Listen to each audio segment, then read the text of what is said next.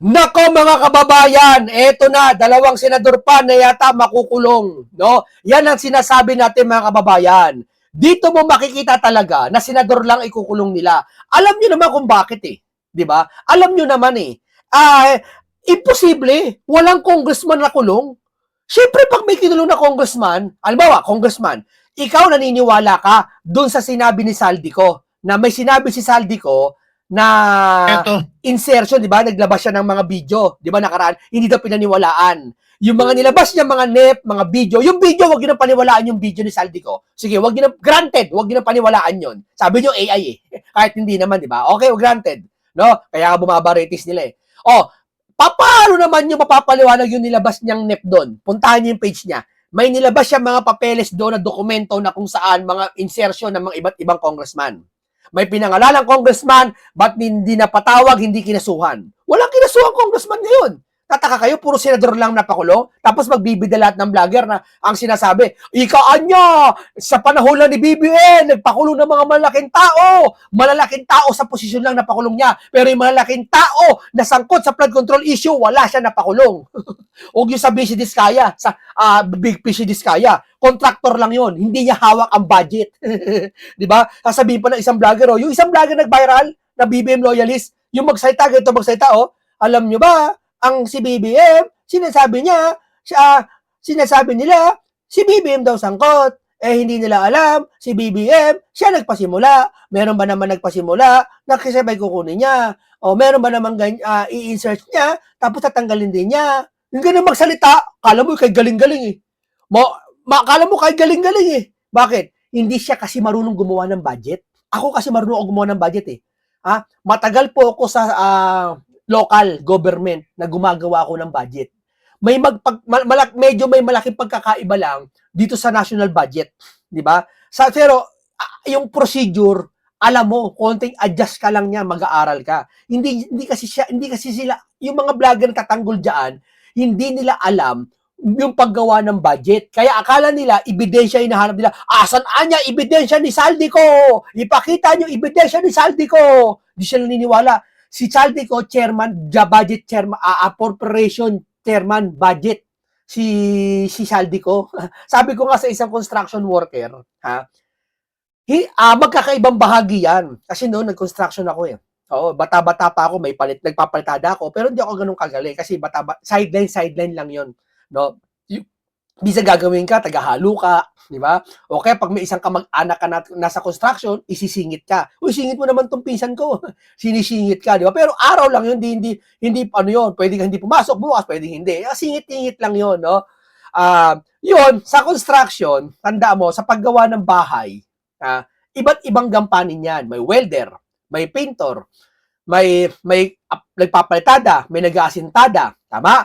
May naghuhukay doon sa lupa, may nagpapala, naghahalo ng semento. Magkakaiba yan. Minsan lahat ng yan kayang gawin ng isang tao. Kung skilled yung tao, may nagwi-welding na, kaya niya pa magpintor, kaya niya pa magpalitada. Ano ibig ko sabihin, ba't nireferensya ko yung construction? Sa paggawa ng budget, lahat sila magkakaibang gampanin. Hindi mo po pwedeng sisihin yung pag yung building mo nagkaroon ng aberya, hindi mo pwedeng sisihin yung tagahalo ng pala. Kasi yan nangyayari, ang sinisisi yung tagahalo ng pala eh. Yung mga insert lang, yung mga pasahod lang, insertional lang eh. 'Di ba? Senador, ganyan. Hindi mo sinisisi yung mismong gumawa ng building, yung nagpagawa. Sino ba hindi mo sabihin nakulong yung tagahalo ng semento, pero yung foreman ligtas. Ganun ba yon? Ganun ba nangyayari ngayon? Di ba? Yung vlogger nagsasabi dyan na nagpasimula si Bonget, hindi po siya nagpasimula. Si Senator Dante Marcoleta nagpasimula. Wag kayong madaya. Panoorin niyo sa saganang mamamayan, ha? Bago pa lang mag-June, SONA 2025, inilabas na ni Senator Marcoleta yung mga insertion at yung mga 300 million, etc. sa PhilHealth at sa flood control. Number 1 yung flood control sa taas eh. At binulgar yan doon sa saganang mamamayan noong nakaraang linggo lang. Pero bago ibulgar ang saganang mamamayan nyo, sinabi ko na sa inyo, dahil lagi ako nakasubaybay kay Senator Marcoleta noong pa man, no? Binulgar na natin yan na si Senator Dante Marcoleta ang nagpasimula ng investigasyon na yan, no? Ang laki ng agwat. And weeks before, nagsalita yung mahiya naman kayo. Eh di akala ng tao siya nagsimula. Kasi sa Net25, yung mga panahon na yon, hindi naman ganun karami nanonood sa Net25. Kasi pero ngayon, ang Net25 nagiging halos baka maging hindi naman masasabi mo number 1, no? Pero umaangat na ang ratings kasi napapatunayan hindi bias ang Net25, di ba? Syempre mas dihamak naman mas nauna ibang mainstream media kaysa dito, no? At ang Net25 kasi hindi binabayaran, no? Yung iba kasing media bayaran, hindi lahat ilan lang diyan. Tama, bato-bato sa langit ang tamaan, wag magagalit. Di ba natawa ako sa sinabi ni Senator Marcoleta karamihan sa inyo bayaran. Ba, nag-react yung isang host, hindi kami bayaran. Hindi siya marunong Sabi, karamihan sa inyo. Yung bang karamihan, kasama ka? Inaangkin mo, kasama ka? Parang ganito, tumayo lahat ng eng-eng. Tumayo siya. Sasabihin, hindi ako eng-eng. Next, sisipon tuloy. Okay, mali ba tayo dyan? Ngayon, 2 senador pa ang ikukulong daw. Hindi na bagong bagay sa atin. Kaya nila ikukulong. Hindi para sa flood control issue. Para sa impeachment ni Sara. In the same time, yung kasi flood control issue, wala na Wala na nag-iimbestiga Kontrolado na nila. Dahil si Senator Marcoleta, pinakulong na nila. Wala na ibang talagang nagpupush. Wala na iba nagpupush kundi si Senator Dante Marcoleta, napakulong na nila. Pero akala nila lang yon. Akala nila si Marcoleta talo na. Hindi nila alam lamang na lamang si Senator Marcoleta sa ginawa nila.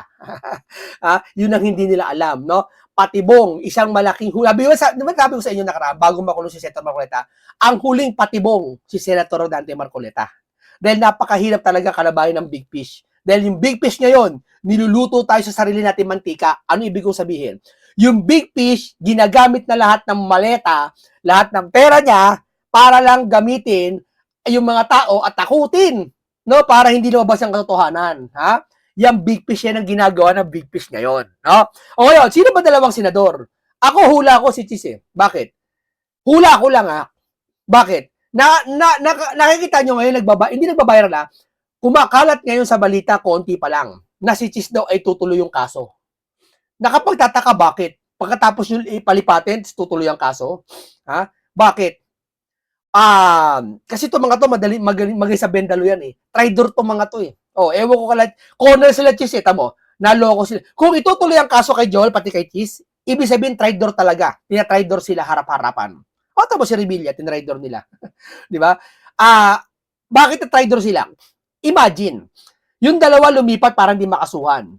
Hindi niya totoo yan, munting kaalaman. Tanong mo si Cayetano, mas malapit sa atin si Cayetano doon sa Senado At hindi naman natin siya sabi talaga na lumipat sila, kasi tinakot sila ng taas. Walang ganon. Pero, sa nakikita nyo, common sense na lang, hinug na yung kaso kay Joel, pero ano nangyari? Si Senator Dante Marcoleta, hilaw pa yun Iba yung pala sabihin, mas nakulong si Senator Marcoleta na una, kaysa doon kay Joel. Tapos sasabihin nila, hindi kasi si Marcoleta kasi umamin palagay natin umamin si Senator Marcoleta. No? Palagay natin. Kasi si Joel, akala ko ba hinug na? O sige, palagay natin si Marcoleta na unang ikulong kaysa kay Joel kasi umamin si Marcoleta. Asa si Joel ngayon? Ba't di nakulong? Gusto ba namin makulong si Joel? Ayaw namin makulong si Joel. Alam namin si Joel walang kinalaman. Pero siya sabi yung hinug na, hinahanap namin, nasa na. Ibig sabihin, pag hinug na, andyan na. 1 week na lang. 1 buwan na ngayon Wala pa rin ngayon may nababalita. Ito balita lang, hindi ko alam kung totoo to. Si Chis, ibabalik yung kaso yata. Bakit? Ikaw ba naman sabihin mo, 16 na senador ang kailangan bago ma-impeach si Sara. Magagayat sa iyo ang taas niyan. Kasi ang gusto nila, bendalo Di ba yung quorum 12? Sabi ko yung quorum 12. Alam nilang labag sa batas yung quorum 12. Nag-quorum sila ng 12. Naging Senate si Win Gatchalian. Kailangan ng 13. Kung totoo pala yung quorum 12, bakit pabubuo ng special session ng 13? Yung waling-waling. Di ba? Ibig sabihin, alam niyo labag yung 12. Ganyan sila. Ang gusto ng taas, labagin nila yung 16. Gusto nila, mas mababa sa 16 para si Sara ma-impeach. Hindi gagawin ng Senado yun. Sabi nga ni Chis ang 16 ay nasa Constitution. Batas is batas. 16 is 16. Yari na, ikukulong ka. Di ba? Gusto nila kasi labagin mo Di ba? Pag nilabag mo, kasalanan mo, hindi nila kasalanan. Yan sila. Yang ginagawa nila sa inyo, pinagdalaroan kayo, ginagamit kayo. Di ba? Kaya nga ang sama sama na ugali, di ba? Sama na ugali. Parang si Pinky, sama na ugali. Di ba? O, ginigisa tayo sa sarili natin mantika. Yung maleta ng ginagamit, maleta na kuha nila, imagine, senador lang ikukulong mo.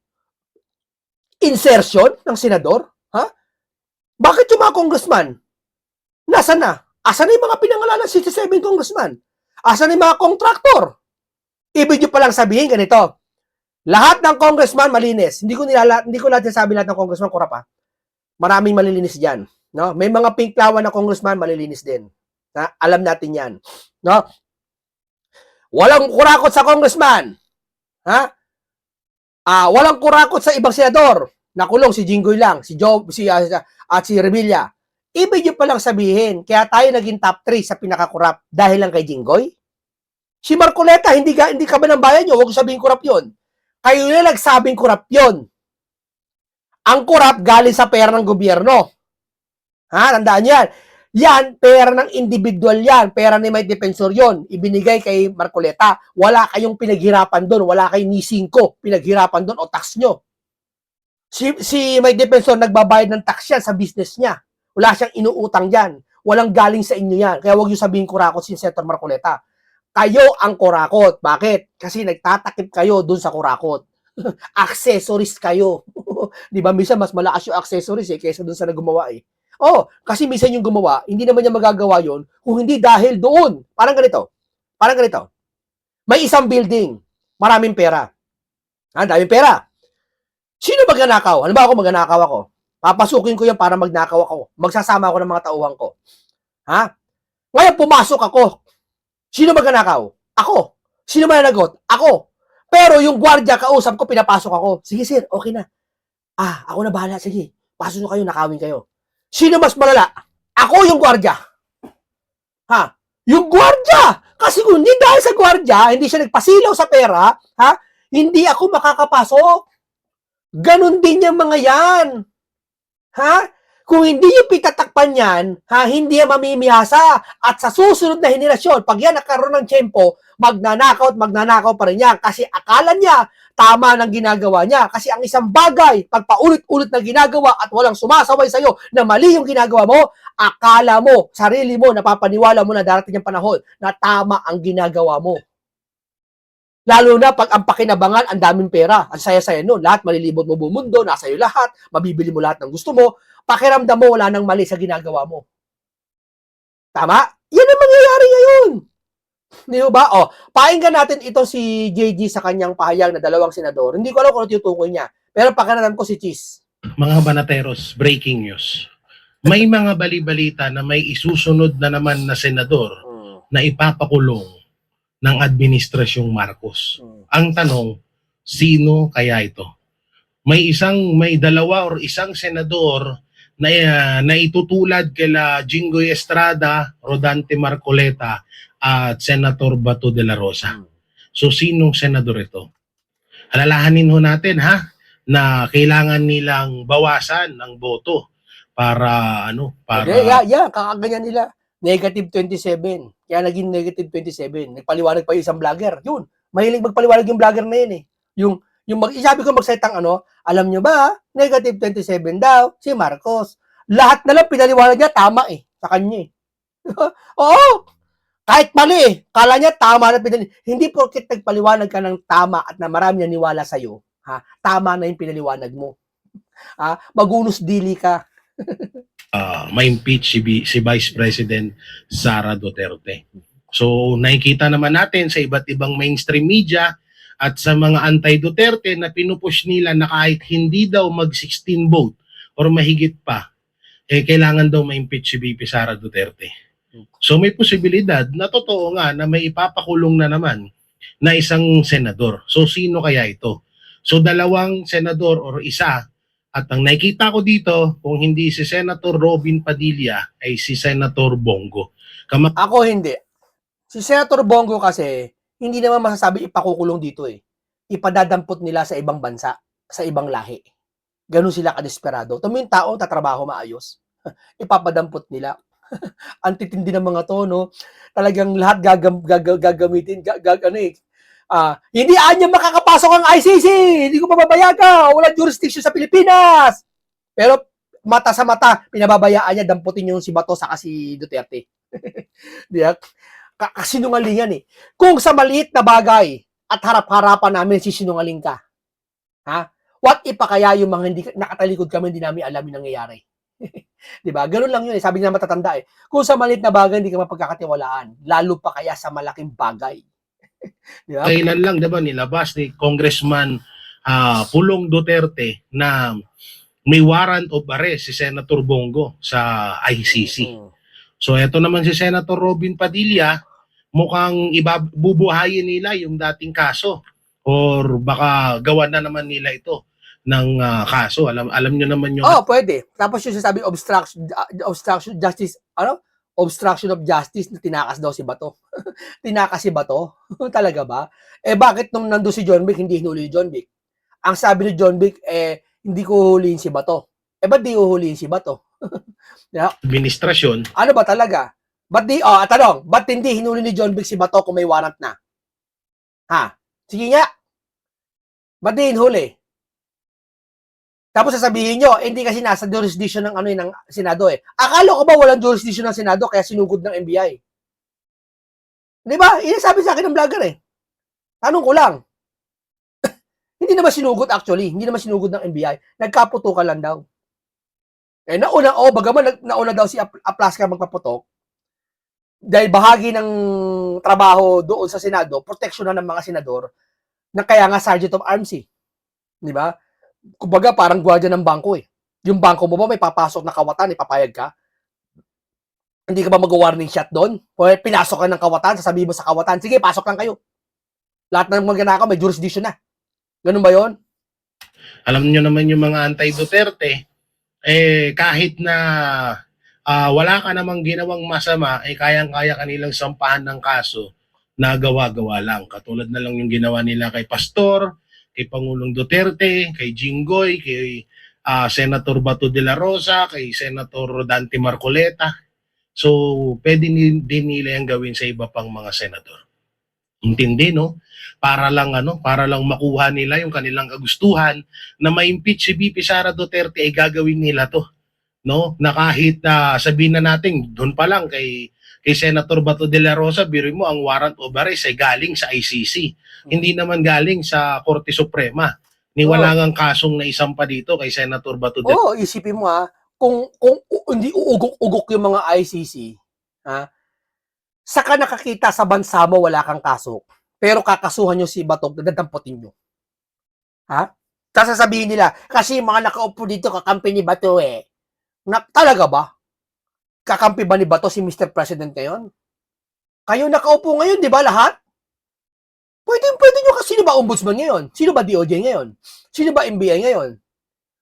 Edi pwede nyo sampahan si Bato dito ng kaso. Lahat ng testigo sa ICC, idalhin nyo sa Pilipinas, kasuhan nyo si Bato. Kasi mas malakas kasuhan si Bato rito kaysa sa ICC. Pero ba't gusto nyo sa ICC? Hindi kasi gusto nyo maghiganti na. Gusto nyo talaga madurog sila Bato. Paghihiganti na yung ginawa kay Digong. Matinding galit na yan. Kaya gusto nyo, doon niya madala. Kung hanggat maaari niya, kung bukas ang impyerno, papadala nyo si Digong doon eh.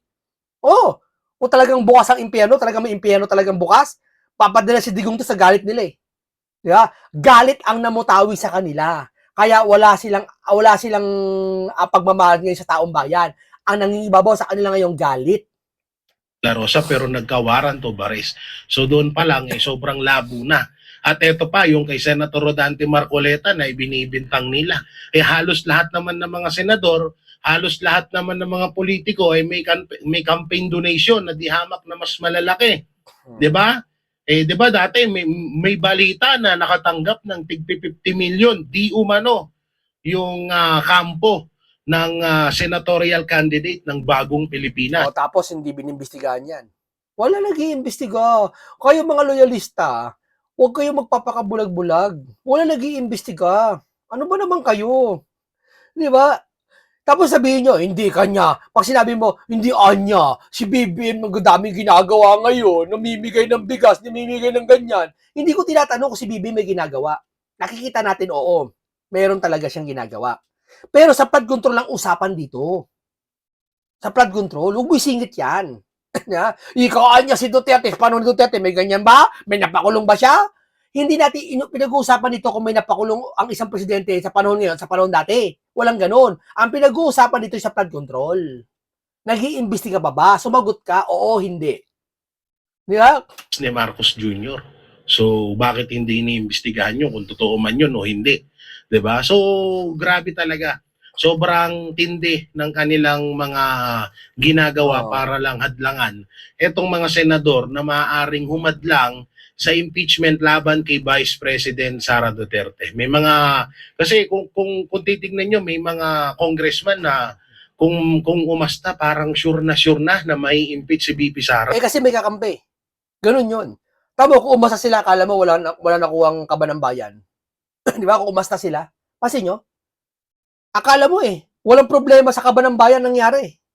Di ho ba? Bakit? Alam nila may kakampi sila Alam nila kakampihan sila Yan ang hirap. Yan ang hirap, mga kababayan. Na itong attitude ng nangyayari ngayon, pagkalaban ka, kayari ka, pagkakampi ka, wala kang kaso. Paano kung magnanakaw ka at kakampi ka? Hindi ka kakasuhan? So magiging sure lang yan kung babaliin nila yung konstitusyon, kung babaliin nila yung batas. At palagi naman nila ginagawa yun, di ba? Palagi naman nila ginagawa yun, biruin mo, nire-respeto nila ang ICC warrant, wala naman jurisdiction niya sa bansang Pilipinas. So doon pa lang maling-mali na. Di ba? So hanggang ngayon nga, hindi pa nga bumabalik ang Pilipinas sa makipag-ugnayan sa ICC. So bakit nila irerespeto yung arrest warrant laban kay Senator Bato de la Rosa? So malamang sa malamang talagang tutuluyan pa nila itong natitirang mga senador. Tutuluyan nila yan. Tutuluyan nila yan. Si Marcoleta nga, tinuluyan nila Yan ang malaking pagkakamali nyo kay Senator Dante Marcoleta. Akala nyo nanalo na kayo? Magpakasaya kayo. Akala nyo nanalo na kayo. At isa na rin dyan, siguro baka si Senator Alan Peter Cayetano, dahil alam naman natin na kapag bumanat, pag naglabas ng opinion si Senator Alan Peter Cayetano, talagang nasusupalpal at napapahiya sila. Tingnan mo, si Libisti ngayon, ha? Nag-iingay ngayon. Mas talagang kasagsagan ng pag-iingay ni Libisti ngayon. Tignan nyo, si Libisti kakasuhan nila kakaiba. Tamo, maniwala kayo. Lahat nagbubunyag ng mga sabihin nila, hindi anyo, may kaso talaga sila. Hindi. Lahat na nagbubunyag sa flood control issue, kinakasuhan nila. Ipinakukulong. Ano ba naman kayo? Desperado na kasi yan Kasi una, ayaw nilang malaman silang kumuha ng maleta. Pangalawa, kahihiyan niya sa buong mundo. Pangatlo, talagang yari talaga sila dyan sa taong bayan. Kaya gagawin lahat nila ng paraan kahit madumi na. Huwag lang sila makulong. Tandaan nyo yan. Desperado yan. Di ba ikaw nga, minsan, nung bata ka, pag yung tatay, kasi yung sa pinsan ko, may tatay siya Kinuha niya, yung sa mga tatay, mga minsan sa mga bulsa ng maong, may naiiwan na pera 100, maswerte ka na kung nakakita ka 500, di ba? May ganyan Bisa kinuha mo yung 200, hahanapin niya ng tatay mo. Yeah? Asa yung 200 ko nito, sino kumuha sa inyo? Ba, yung isang anak, gagawin talaga lahat ng paraan, wag lang siya matuklasan hanggat maaari, wag di mo siya uuwi maghapon, magdamag kahit umuulan na Wag lang matanong ng tatay Hintayin mo na pumasok sa trabaho yung tatay Asa yung 200 ko sa bulsa? Kinuha mo ba? Ayaw matanong Ginawa lahat, hindi mo ganun. Yun lang 200 lang yun What if kaya mali-malit ang pera? Kinuha mo. Sa tingin mo, lahat ng paraan hindi mo gagawin? Gagawin mo gagawin mo. Diba? So talagang may posibilidad na may isusunod kay Senator Rodante Marcoleta, Bato de la Rosa at kay Senator Jinggoy Estrada. Ang tanong, papayag ba kayo mga banateros? I-comment nyo nga dyan sa baba. Okay, dito tayo kay Eric Celis. Po natin ang punto at pananaw. Negative po, itong 27. Latest na resulta ng survey tungkol po sa, I think Publicos Asia ang naglabas nito, performance and approval rating ng buong cabinet secretaries or the government of Marcos itself. Kung kontento ba ang taong bayan sa performance na ipinapakita nitong gobyerno ni Marcos para sa pagserbisyo sa taong bayan. Aba, consistent ang suporta ng taong bayan sapagkat consistent na ibinabagsak at inilulugmok ng taong bayan sa ratings na ito, negative 27. Mga kababayan, ang general average, no? Below zero, negative 27 po ang approval and performance rating ng buong gabinete o buong gobyerno ni Marcos Jr.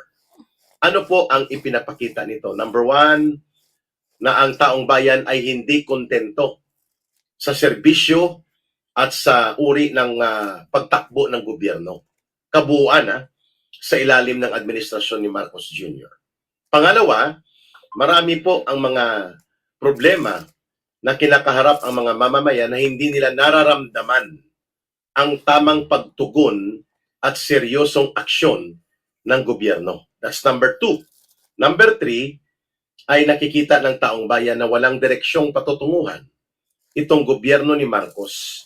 Simulat sa pulpa ng maupo ito, hindi na inasikaso ang tamang pangangailangan upang palakasin ang ating agrikultura, i-improve ang kabuhayan ng milyong-milyong mga mahihirap na mamamayan, both sa rural and urban areas.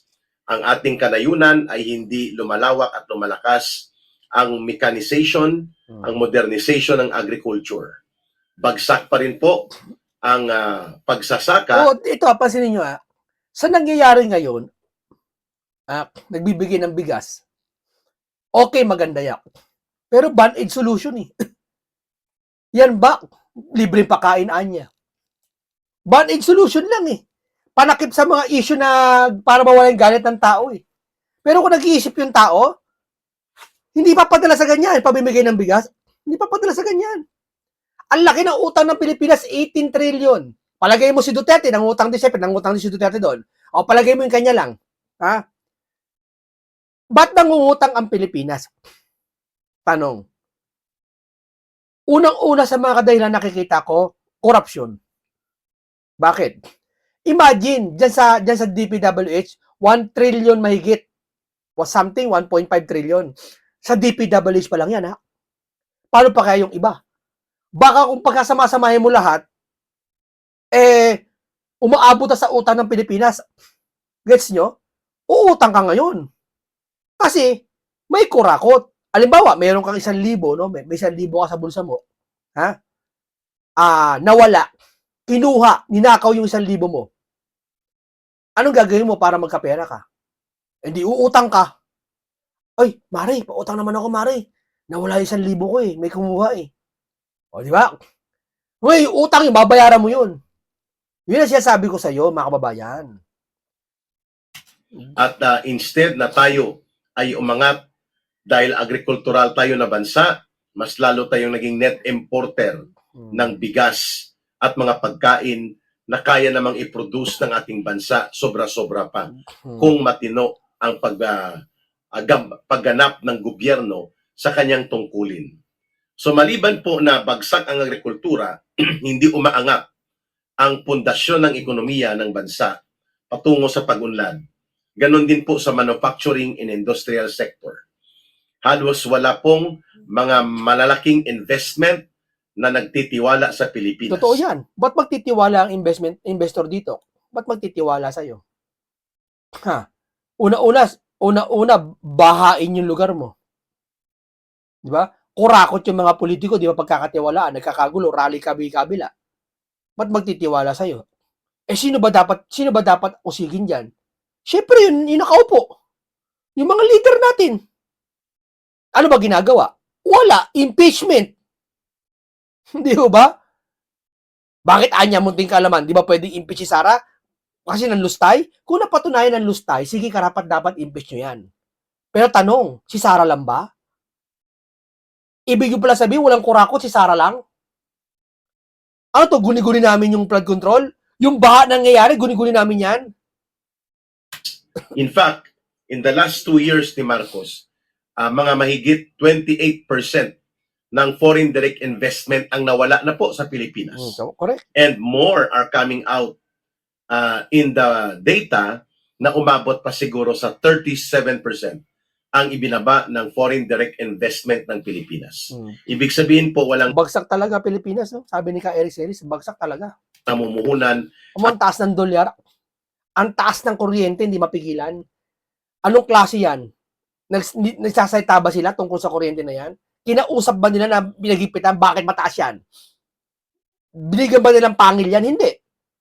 Bakit mataas yan? Dapat, bakit mataas ang kuryente ng ginagawa nyo sa taong bayan? Dapat ganun magsalita ang leader. At walang direktang nagbibigay ng pagtitiwala sa mga negosyante na mga matitino upang mag-invest at palaguin ang negosyo at ekonomiya sa Pilipinas. So walang direksyong matino. At in fact, all indicators napakataas po ng self-rated poverty and hunger. 58%. Halos Grabe. yan po ay 6 sa bawat 10 Pilipino nakakaranas ng kakulangan sa pagkain sa isang araw. Halos 1 beses lang o 2 beses makahanap ng pagkain ang mga mahigit kumulang 70 million na Tapos mga ang Pilipino. solusyon, papakainin mo ng libre. Kakawawa to, no? Grabe mag-isip, no? Tindi. At ang trabaho at kita ng mamamayan patuloy na dumadaos-dos. Tama. Hindi tumataas ang sahod natin. Daos-dos talaga ang sahod. Maraming salamat sa iyo, Ka Eric Celis. Hanggang dito lang po muna tayo, no? Napatunayan natin dito na may makukulong pang senador, pero hindi natin alam kung kailan at kung sino, no? Ang inihinala ng chismis, si Chis daw at si Robin, no? At si Bongo kasi sa ICC.